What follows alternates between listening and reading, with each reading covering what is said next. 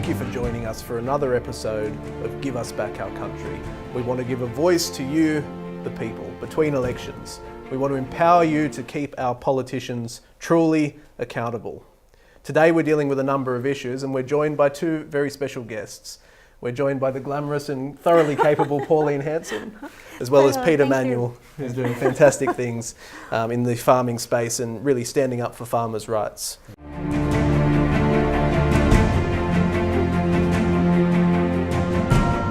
Does anyone, at least any informed person, doubt that the Australian electoral system is wide open to fraud? Or that it was redesigned in the 80s to achieve this very end?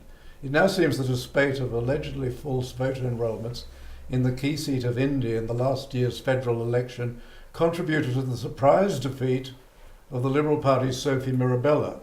That's according to an investigation by Hedley Thomas in the Weekend Australian.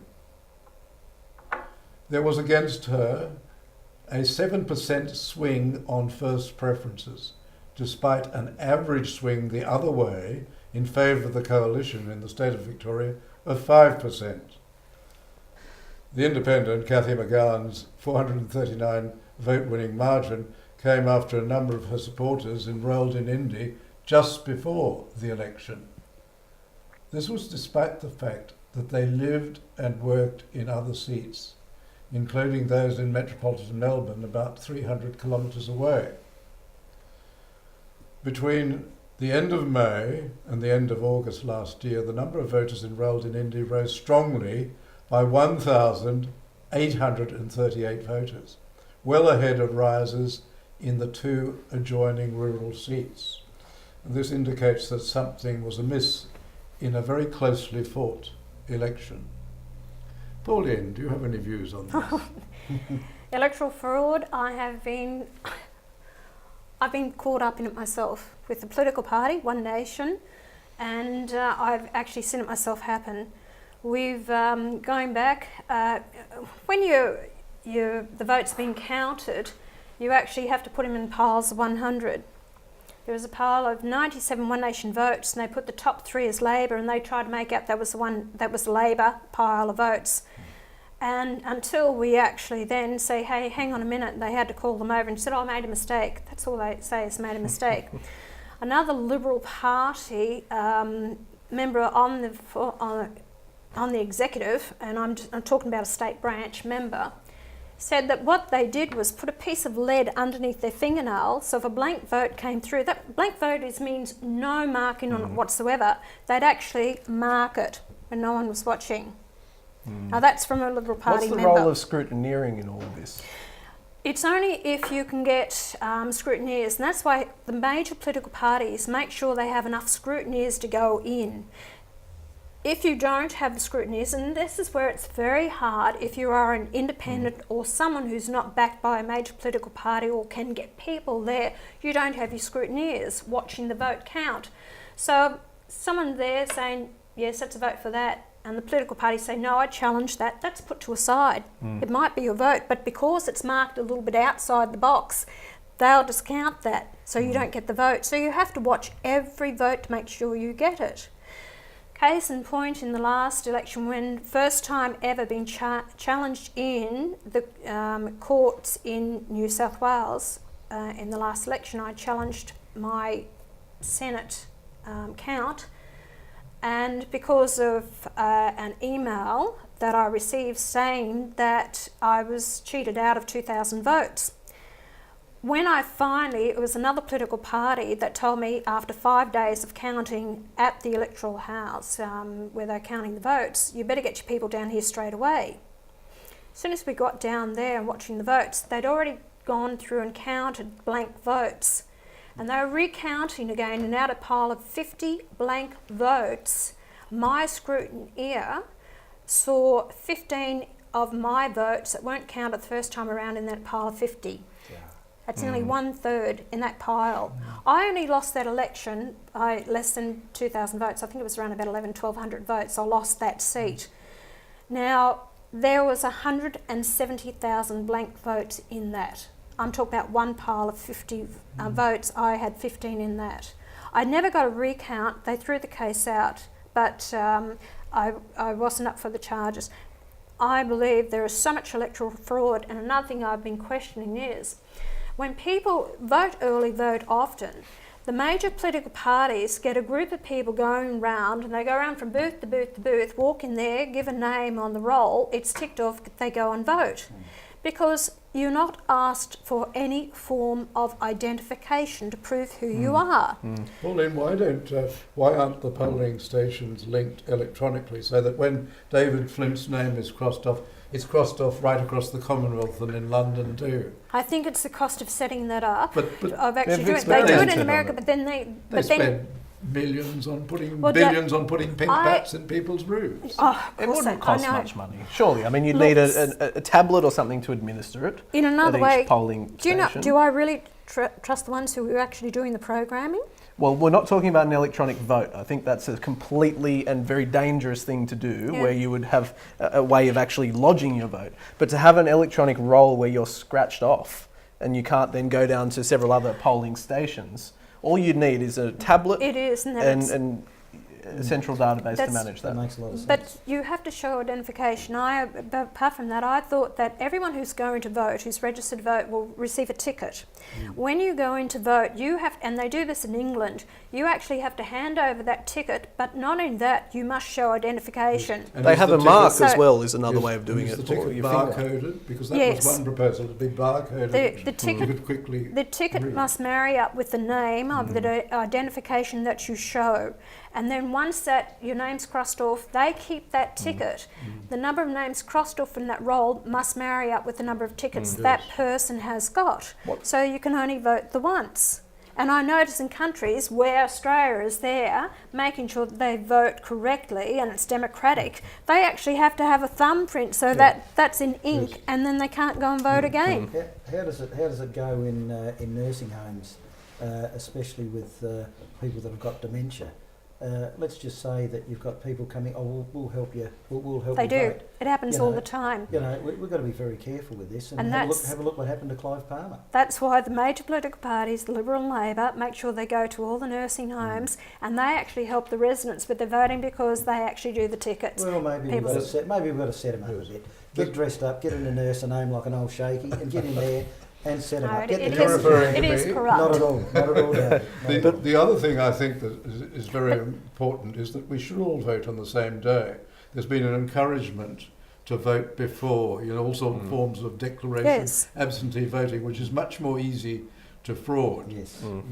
And the idea really is that the election be a snapshot, a national snapshot of opinion. We've all heard the same arguments. We all go and vote on the same day.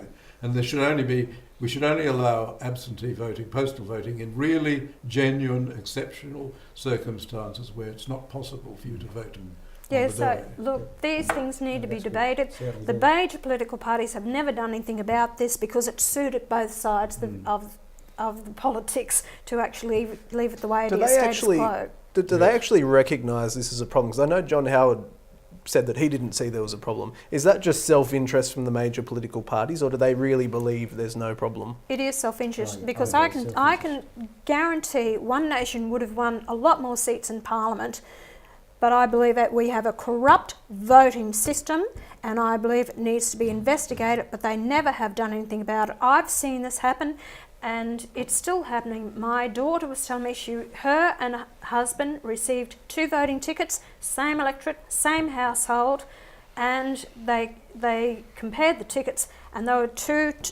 written totally different. The names on the tickets didn't marry up. So they weren't in the same, and this was the last election for Tasmania in the federal election. And the other thing that I think is important is that it should be a very important and formal thing when you register for voting. It's far too easy to register now, hence they get a lot of fraudulent enrolments, particularly between the time of the election, or the time that the election is called and the time the rolls are closed. And it should be a formal thing. It's very hard, for example, to open a bank account. You have to produce certain documents. Exactly. Or to get a mobile phone plan. I went to get one. I had to hand over a Medicare card, a driver's license, a credit card for a mobile plan of $30 a month. And I said, "You've got to be joking." I said, "All I have to do is to register to vote, is sign my name and get someone else who's an electorate to sign it." So, we need to get some true direction in this from our politicians to tell me that my vote really counts. In the 80s, there was a move in the Parliament under the Hawke and Keating governments to make it easier to vote. Nobody had complained that it was difficult to vote, but they wanted to make it easier. Hence, they abolished subdivisional voting. Once upon a time, you had to go to your subdivision to vote. Now I can vote in about 20 different places within my electorate. Well, you shouldn't be able to do that. You should be Which giving means your I could polling vote booth 20 closest times. to your home to actually voting. That's another thing that should be done as well. And I'd also, it's just left my mind. The I other was about thing to say. we should have, and I'm glad to see the major parties have agreed on it, is that we should be allowed to vote preferentially above the line for the Senate, so that you decide where your preferences are going, Exactly. if you want them to go. Yeah. So you can vote 1, say, Christian Democrats, for example, 2, Liberal, if you want them stopped there. You don't have to vote for other parties. But at the present time, you have no idea where your preferences are going in the Senate. If you vote above the line, It that's takes right. you a long... Yeah, it took me about 20 minutes to find out where some of the principal parties' preferences went by going into the website of the AAC. Perhaps I'm a bit slow. No citizen should have to do that. You should decide where your preferences go. David, you read out about Sophie, you spoke of Sophie Mirabella and what happened in that electorate. Don't you believe in that case that there should have been a fresh election in that electorate? I think that now, should be. I I think it should. Yes.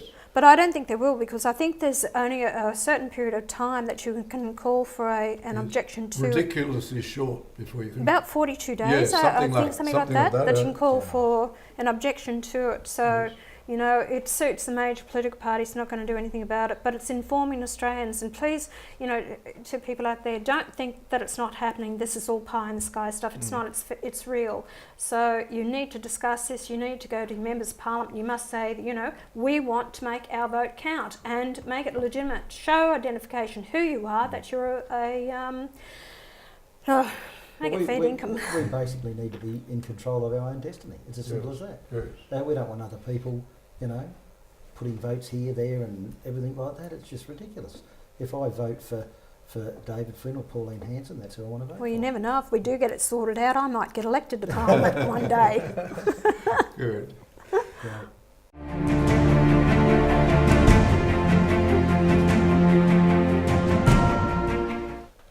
Malcolm Turnbull has just announced that he is booting community TV right off Spectrum. He shows no such firmness in relation to the regulation of the commercial media. He is delaying reform there until he has what he calls a high level of consensus in the industry. He denies this means that he is waiting until the media moguls agree on what reforms should be. So where was the genuine public consultation and where was the independent cost-benefit analysis before this high-handed decision was taken? His decision means that 20-year-old citizens' media is to be pulled off the air with no more than a stroke of the ministerial pen. Malcolm Turnbull says that community TV has low ratings and therefore should go to the internet. This is not a viable alternative for many of the community TV viewers who do not have such access. Curiously, he has made no similar suggestions for similarly low-rating public and commercial TV channels. There would be at least 15 of these in most of the places where community TV is broadcast. What has he got against community television? And of course, there is a technical answer which solves all of these problems. Well, I'm just wondering whether... Actually, I feel very sad for Malcolm, I really do. Because I'm just wondering whether he's a true Liberal. Because a true Liberal, that seems to me that it's taking away our freedom of speech. And, what's next? Community radio? I mean, it's a voice where we can get our opinion out without bias. And I mean, this is the trouble in this country now. We've got too much, biased journalism and so forth. And I think community television has to stay. And I hope community radio stays. Well, there is a certain amount of money which does go to support these community initiatives. It's very minimal when you look at the overall budget for broadcasting. Like, for example, the ABC alone is over $1 billion. But what community television stations are asking for is very, very little. They're not asking for public funding. What they're asking for is for simply the right to exist, to have the spectrum allocated to allow them to do what is a very important role, locally produced content on current affairs matters and other local issues, which simply aren't filled. It's not commercially viable to do this with the commercial stations. So they're filling a very important need. They're not asking for money, they're asking to exist. And why is it that even if we had no extra spectrum, like with SBS when they turned around and they said, okay, well, we're going to take one channel or one area of the spectrum and give that across to Indigenous television. Why couldn't they take one from the ABC, from its 4 channels, which produce absolute rubbish and struggle to fill it? They turn around and switch off the stations at whatever time it is, and they just simply can't fill it with content. Give that across to the community television spectrum. But in addition to that, the other important thing is that they're currently using something called MPEG-2, which is a compression technology which gives them the amount of spectrum that's currently available. As I understand it, with the existing infrastructure, community television stations and others already have this in place. They could be producing that content using something called MPEG-4, which is more compressed. It would barely affect the quality, certainly not noticeably for the average viewer on their average television set. Viewers can already receive it on their existing television sets, and this would provide a significant amount more space for people to broadcast. So not only could we have existing stations, we could be broadening it to more people. This makes sense to me. Well, it does, but I don't think they want it. I think each of the existing networks, including the ABC, have the equivalent of up to 5 standard definition, standard definition TV channels.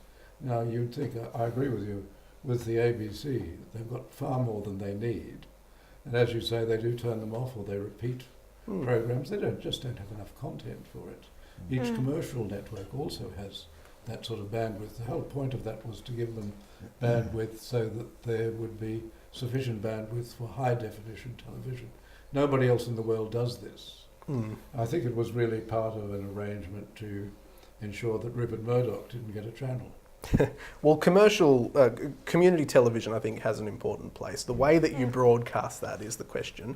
And in, say, 5 to 10 years' time, with what's happening with internet speeds and certainly people being trained to use those platforms, traditional broadcast mediums will probably die off, but let them die a natural death. Why are we killing off community television, the voice of the people, the citizens' media, for what? There's no cost saving. I mean, there's a minimal infrastructure that needs to be maintained. And I understand this is even having implications through to radio as well as television. Community radio, I thought I heard somewhere along the line that the Coalition wanted to cut certain grants to community radio. And this is another form of silencing the people, not getting our message out. And that's not true democracy. Well, there's a petition about this which people might like to view as to all the viewers at home. And this is a coalition of the community television stations across the country. And it's really led by the group out of Melbourne called C31. And they've put together a petition at i.committocommunitytv or communitytelevision.org. And there's a petition there which we encourage you to put your voice to, which will protect this very important medium, this citizen's voice. There's also a danger, I think, for community radio, and that is the advent of digital radio, because the same thing which has happened to community digital TV could well happen to community digital radio, which might be more expensive, I would think, to change to. You'd wonder where the funds will come. If There's usually a grant for these things, but of course that means more expense. Exactly. Good.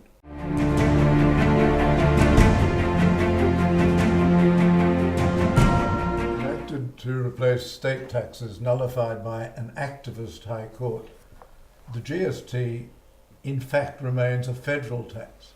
The way it's working is grossly unfair, especially in Western Australia. Now, the GST was introduced because the judges found decades after Federation, that the states couldn't levy direct taxes such as a tax on goods. But it's not just a state tax collected by Canberra as a matter of convenience. It contains features which make it more federal rather than a state tax. First, it has introduced an equalisation formula. That is, it's a sort of socialist formula, which means that poor states, poorly governed states are rewarded and very well governed states are punished, so that a state with a poor government gets more money than a state with a good government. And the second feature, the second federal feature of the tax, which was slipped in when it was introduced, is that Canberra very cleverly brought into the tax its responsibility for the territories. The territories usually run at deficits, particularly the Northern Territory, but they're federal territories. That's a federal responsibility. They've put this onto the GST, which means, in effect, it's taken out of the money going to the states. The result for Western Australia is appalling. It only gets 1/3 of the revenue collected in Western Australia. It offends the very basis of the Federal Compact. It's predicted that this will fall to 10% in a few years' time. This will be a foolish provocation with unknown consequences. At some point, the West Australians will be very angry, and do recall... They want succession. Yes, in 1933 they voted for Yes. secession. There'll be another Scotland out there calling for the vote. You're provoking the West Australians, I think. I don't blame them. And if you took out that federal responsibility for the Northern Territory in the ACT, This is what Christian Porter which was Christian Porter alluding to. suggests, the result would be you get more money for the poorer states, but Western Australia would get a reasonable amount of money. The argument that some have put forward on this, that this works in cycles really, and it's only that now that Western Australia has natural resources that it's now somehow giving back. Explain that fallacy, because I understand that it's not as simple as that. It's not as simple as that, and the whole basis of federation, as the Americans established when they federated, was that a government should have to be responsible to its people for the money it spends, for the money it raises from them. Nowadays we get this situation, everything is so confusing, people have no idea who is responsible for what. Canberra's moved into anything, and they blame one another. If the hospitals are not working, Canberra blames the states, and the states blame Canberra. So you get this overlap, and 80% of the taxes in Australia are collected by the federal government, and then they give half of it to the states, but they give half of the states with conditions. They tell them how to spend it. For example, it was in New South Wales, the famous case in relation to farmers, the Spencer case came, because the federal government was able to control the states, and they instructed New South Wales to introduce legislation to make a farm a carbon sink. That is, you couldn't use it. Mm-hmm. It had to be just effectively a wilderness. So the poor farmer lost out to satisfy the obligations under the Kyoto Protocol, which we refused to sign but we still observed. That was done by the state government. And with no compensation. On the instructions of the federal government, with no compensation It's like they're taking our to water. the farmer. Taking our water, no compensation. So we have a confused federation, and the GST makes it even more confusing, and it's not proper. Each state should have its own taxes and collect its own taxes, then be responsible at the election. And if I can play devil's advocate, what do you think of the suggestion that all this would be solved if we somehow raise the GST? No. That's a simplistic... I didn't want the GST in the first place, and I opposed it in 1998 when John Howard took to an election, and I don't think people understood it. And what was never discussed at the time, they said, okay, well look, we'll lower all these other taxes and we'll put 10% on, buy anything for 10%. But it was never told to the people, never pushed that, well, if you're going to get your accountancy done, it's going to cost you 10% more. If you go to see a lawyer or solicitor, it's going to cost you 10% more. If you get a mechanic, it's going to cost you 10% more. On services, we were never told, it was never made clear that it was a tax on services as well, which we've never had before. To get a lawyer to represent you or draw up a form, it's expensive now. By putting a GST on, it puts a lot of people out of the ballpark of actually getting some legal advice, because they can't afford that. The cost plus the GST on top of it, and it costs so much money. It's terrible. It's so unfair. I understand your concern. Of course, that's always going to be the case, that you're going to see certain taxes introduced and then they don't subsequently reduce the others. But on the idea behind it, and I'm just talking purely about the idea, do you think that having a consumption tax with lower income taxes is a good idea? I think we had a pretty good taxation system. It was a sales tax that if you had it, you put a sales tax on. You know, our taxation system, we seem to have had, there was enough money for the infrastructure. We had a lot lower population base in Australia. When I'm talking about 11 million or 13 million, that was probably back in the 1960s, 1970s, I think that we had something around that. We were a prosperous country. We could actually go to the hospitals. You could get administered straight away. You could go to the emergency ward if you were sick. You'd be put in straight away. These days they're raising more revenue and it doesn't go anywhere. What is happening to our money? That's what I want to know. We're going backwards, we're not going forward. Of course we're going backwards. And another thing too, when the GST come in, I mean, payroll tax should have gone, stamp duty should have gone. Look, I've been in different businesses for a lot of years, and I can tell you right now that you can't keep raising taxes. Whether it's GST is another tax, it's like a levy's a tax. If you actually reduce taxes, you'll get more money in your coffers, because what people will do is, if they know something's going to be raised, GST or whatever, or consumption tax, and that they hold back, they don't spend. So you get less money in your coffers. That's what Ronald Reagan did, didn't he? He reduced taxes and stimulated the economy. And I'm starting to wonder, do they really want to stimulate the economy? Because if they did, lower taxes and you'll see what'll happen. It's pretty easy. Pull back on government spending, where the money is actually going. I'd like accountability from our politicians of where the money's going. Too much money laundering in our casinos from people coming out here from drug cartels and other ones, and I think there needs to be that needs to be policed with the money laundering. And the only thing about the GST, when John Howard did introduce it, he said it will never go up unless all of the federal and all the states agree with it. So everyone has. Enshrined? Yes. Yes, it's in the legislation. Yes, they cannot raise it unless everyone agrees to put it up. But you get them all on side, and they may agree with it. They've just put it up in England to 20% VAT tax. At the time we had ours introduced, it was Denmark and Germany was around about. Germany, they were around about 25%. So don't think that it can never go up. It will go up because I think there's just too much waste of money. Do they have lower income tax rates to compensate? Look, they have other taxes that we don't have. They have a death tax in England, and you have up to $365,000 that's actually yours, and that takes in all your estate, it takes in all your property, your car, your furniture, your jewels, whatever you've got. Anything after that, at death, you lose 40% to the government.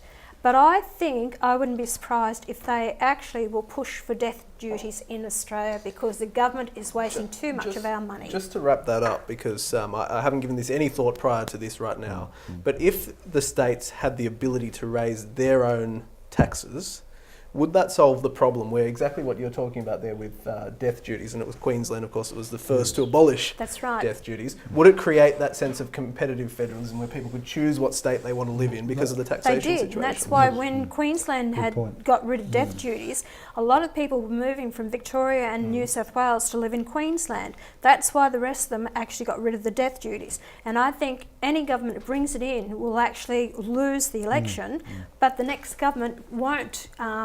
So should each state then be able to determine what it sets its taxation threshold at? I'll give you a prime example. What's happening in South Australia. People are leaving South Australia. Why? Because we're the highest tax state in Australia. We've got the highest electricity in the world, and our unemployment's through the roof. I think 68%, and don't quote me on this, but I think it's pretty 68% of the people of South Australia are relying on handouts, welfare, or on a pension.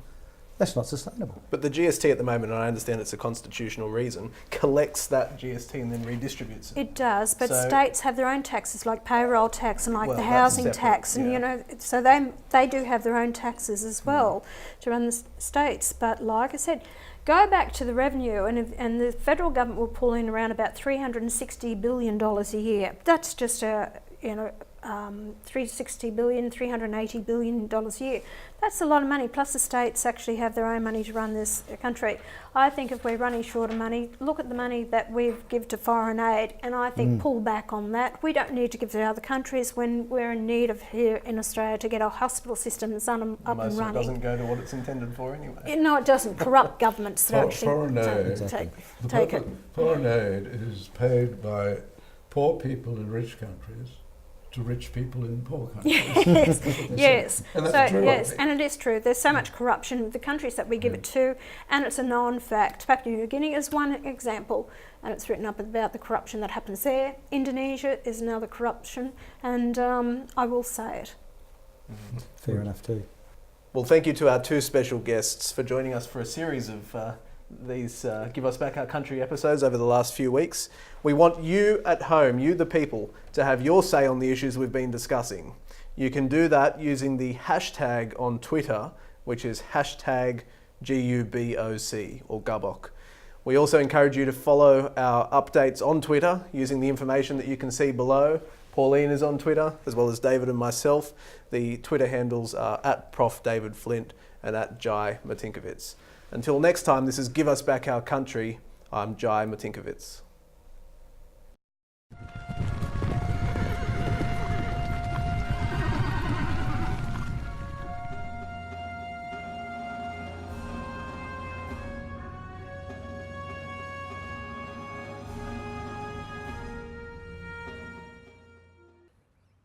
Australia is one of the world's oldest continuing democracies.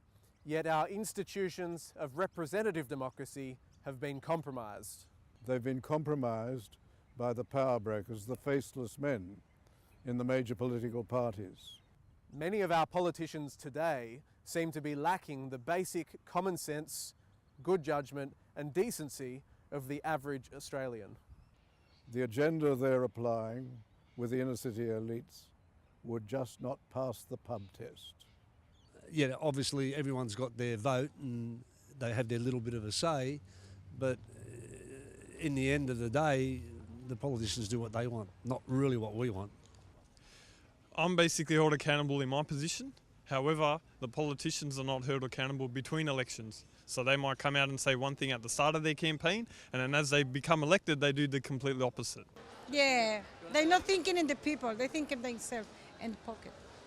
I don't think much of them, to be honest. I think they just say what people really want them to hear. It's unfair. Yeah, when the politicians say something, I don't always believe it. I think they do no justice to our vote. We vote for them, we honestly believe what they're going to say. If they don't fulfil it, then we hopefully get rid of them next time. If they should make a promise, they should keep it. I guess it's not very fair on the people who they make the promises to, I guess. I don't know how you'd change it to make it any better, but I'm sure there's a better way. They should be kicked out. Increasingly, Australians are demanding that our politicians be truly accountable, not just every 3 or 4 years in blank cheque elections. Truly accountable, as nurses, doctors and journalists are accountable on every day of every week, of every month and of every year, just as you are.